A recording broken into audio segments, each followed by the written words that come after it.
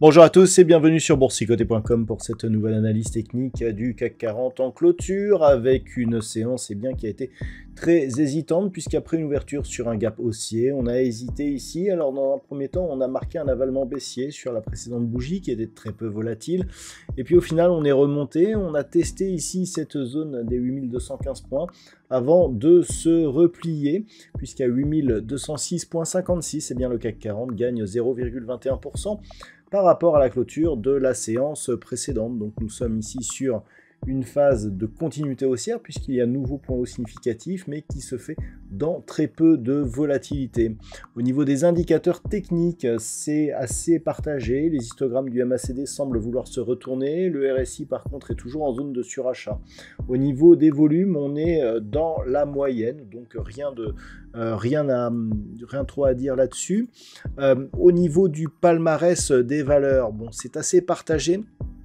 Nous avons donc quelques belles hausses à l'image de Société Générale qui gagne 2,72%, Thales gagne 2,33%, suivi de Legrand plus de 23%. Derrière Schneider Electric et BNP Paribas sont sur des hausses inférieures à 2%.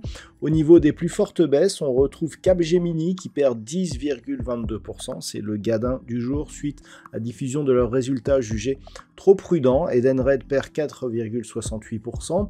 Derrière, Kering, Pernod Ricard ou Carrefour sont sur des baisses nettement inférieures. Donc, par rapport à cela, et malgré ce contexte, on peut voir ici que l'on a un nouveau plus haut significatif court terme. Si on regarde le CAC 40 GR, on est sur des niveaux records, donc nouveau record si on tient compte des dividendes réinvestis. Au niveau du CAC 40, on attend une poursuite ici en direction de l'objectif qui se situe toujours à 8250 points. Malgré tout, ce que l'on observe, c'est une baisse de la volatilité.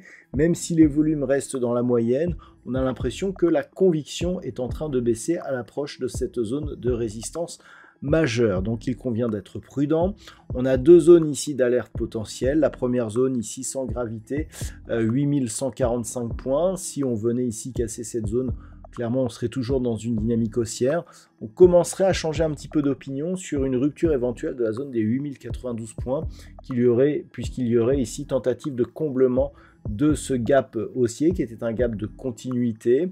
Si ce gap était comblé, on se rapprocherait ici des moyennes mobiles, notamment la moyenne mobile 20 exponentielle qui devrait osciller, se rapprocher de la zone des 8024 points. C'est la zone des 7975 points qui, en cas de cassure, commencera à nous donner des signaux nettement baissiers puisque cette zone était précédemment résistance, elle a été franchie et s'est depuis transformée en support. Ce qui veut dire aussi que tant que l'on est au-dessus de ces niveaux, ça reste haussier. Donc comme on peut le voir, malgré ici des débuts d'affaiblissement qui débuteraient sur une cassure des 8092 points, on a encore de la marge avant de vraiment mettre, en péril cette tendance haussière, mais il faut être vigilant par rapport justement à cette baisse de volatilité puisque ce retournement pourrait se mettre en place tout doucement. Si à l'inverse les cours repassaient au-delà des 8215 et validaient une poursuite en direction voire au-delà des 8250 points, bien entendu ça redeviendrait haussier. Attention, nous avons une configuration ici à surveiller, à savoir des cours qui longent la bande de Bollinger supérieure, avec ici une moyenne mobile 20 exponentielle qui est sous la moyenne mobile arithmétique. Cette configuration dénote en général une phase d'affaiblissement et sera invalidée soit par une poursuite du mouvement, mais dans ce cas, il faudrait que la moyenne mobile 20 exponentielle repasse au-dessus de sa moyenne mobile arithmétique, ou alors la probabilité la plus forte, c'est un retour des cours ici vers cette zone de moyenne mobile.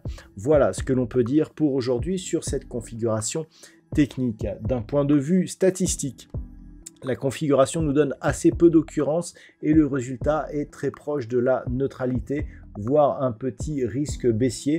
Donc pas grand chose à tirer de tout cela. Voilà ce que l'on peut dire pour aujourd'hui. Je vous souhaite de passer une bonne soirée. On se retrouve dès demain pour d'autres analyses techniques, toujours sur le site boursicoté.com.